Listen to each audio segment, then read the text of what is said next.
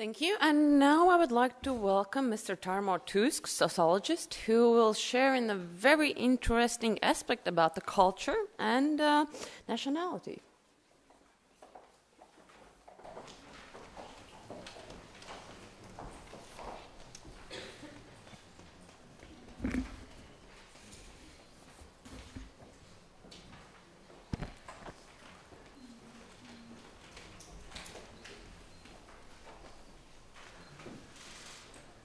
Hello, I'm from Tallinn, from Estonia, and I'm a sociologist by my profession, as has been said already. And you have heard here about countries' experiences and their systems, about how mediation has been organized and what are specific organizations and requirements in Latvia and Italy, but I'm going to speak more in general issues. There are two aspects. First, I would like to focus on cultural aspect. I'm not going to define culture in particular here, but there is a famous cross-cultural scientist, Edward Hall, who has done a lot of research, and as in contemporary world and within also European Union, we have problems or issues related to different cultures. So also conflict management and mediation, I think it's not only within one country, but even within one country we can very often meet cross-cultural differences. And what is this cultural aspect? And Hall is saying, even though culture is perceived personal, it is nonetheless a shared system. And also it is called a program of behavior. This is the way we are like coded. So we have something to do with other people, and it's all invested in our culture, how we have been brought up, and so on. Of course, it varies across the countries and even perhaps within a country. And what Hall is speaking about are hidden codes. So sometimes we behave in a way when we speak that the most of the message is not what we speak about, but it's somehow hidden. So this is the way we speak. And we can speak in different ways, in different movements, gestures, and so on. This morning I had a nice conversation with Jacques Salzer, who is also participating here, and he made a great example how to impress a person or influence a person, you don't have to speak much, but sometimes you just present flowers. And this talks a lot about, and also it helps you to gain your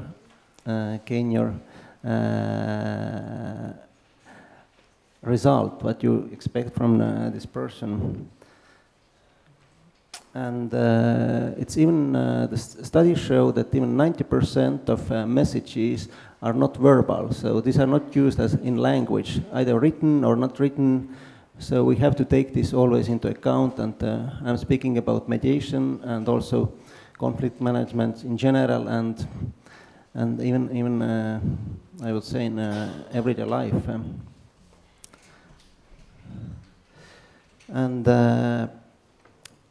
According to Edward Hall, there are two types of cultures. This is his division. He's speaking about high context cultures and low context cultures.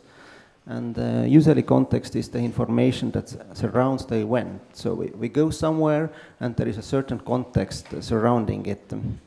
And in some countries, this event is more meaningful, but in other countries, this context has more importance overall.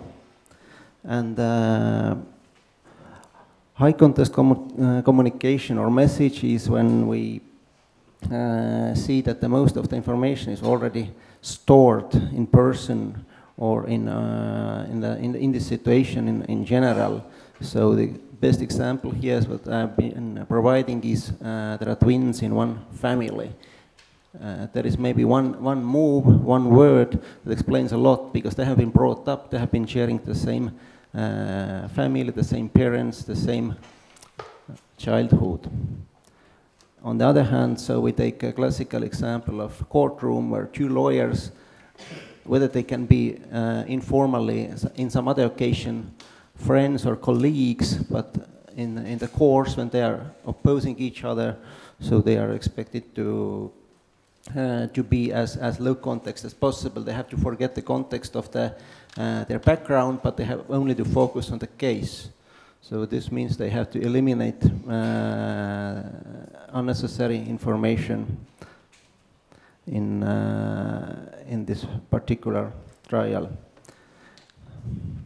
The other aspect I want to speak about is quite classical. It's cultural dimensions by Gerd Hofstede. Hofstede has been focusing mostly on countries, so he's speaking about countries which have specific national cultures, and not focusing so much on different cultures within one country. Also in European Union, at least, we have a lot of countries which have multicultural background. So one dimension he's speaking about is individualism. So, and he's opposing individualist and collectivist countries. In collectivistic countries, more families, organizations are expected to be on focus, and I think we, in these countries, in Estonia, Latvia, Lithuania, we have this pressure from our Soviet heritage that this collectivistic aims, they were always put on the first place, let's say at least until, if we go back 25 years ago or more. In individualistic countries, people look more only after themselves and their family, if necessary. I think the best examples of individualistic countries are the Nordic countries, perhaps also United States. When we're speaking about power distance, this is the second dimension Hofstede proposes, is the extent to which the less powerful members of society accept that power is distributed unequally. So this means that it is created, this power distance is created by the members of society. And these less powerful members are tolerating this. If there is no toleration from this less powerful members, so this would not exist. So I think in this region, I would say, I think it's easy to see, for example, comparing Estonia and let's say Russia. Power distance is much higher in Russia when compared to Estonia, where it's quite easy, for example, to communicate with president, to send a message via Twitter or Facebook, and most probably if it's important, he will send a personal reply to this person. I think it's quite different in a country like Russia.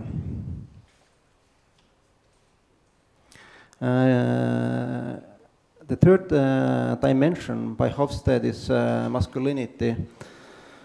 And this masculinity, femininity in societies is expressed so that masculinity expresses, of course, values of achievement and success and hard competition, and femininity is speaking about dominant values as caring for others and focusing on quality of life.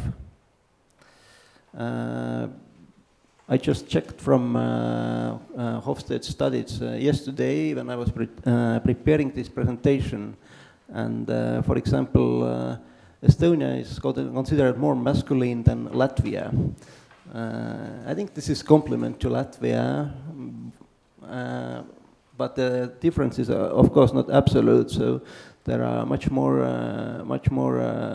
masculine countries in the world, but if we are speaking in these terms, so I mean that in cross-border mediation, in cross-border conflict management, we have to take into account this country's background, and I'm opening a bit more up in this chapter I'm writing how this can be useful in conflict management situations.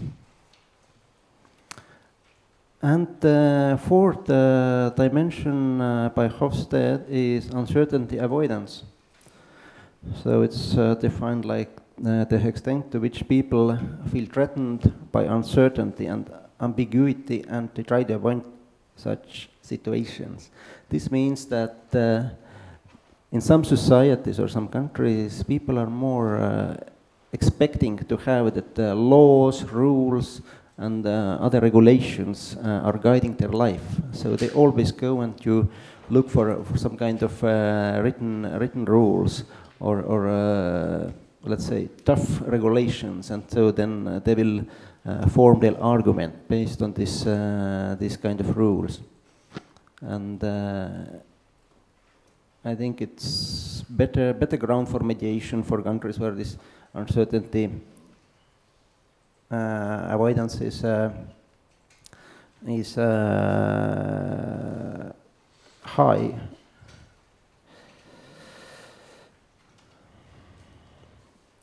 And to conclude, I would like to say, I was speaking about culture, and I was speaking about different national cultures. I just want to say that we always have to take into respect personal background. And when we learn about culture, so it's not sufficient, because there is some kind of contradiction incorporated in this kind of thinking. This is that this culture is always changing itself, but this is generated by people. And we cannot change this very fast and very short time. So we have always to take into account that this is surrounding us.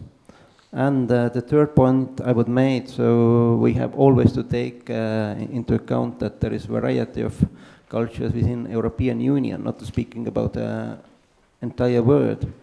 And so this, even this ground documents and researches, as I have been referring here, so they have been seriously proposing or acknowledging that one-size-fits-all approach cannot be applied in general implementation of mediation programs in each member state. I don't know if this is optimistic or pessimistic, but I would like to stop here. Thank you.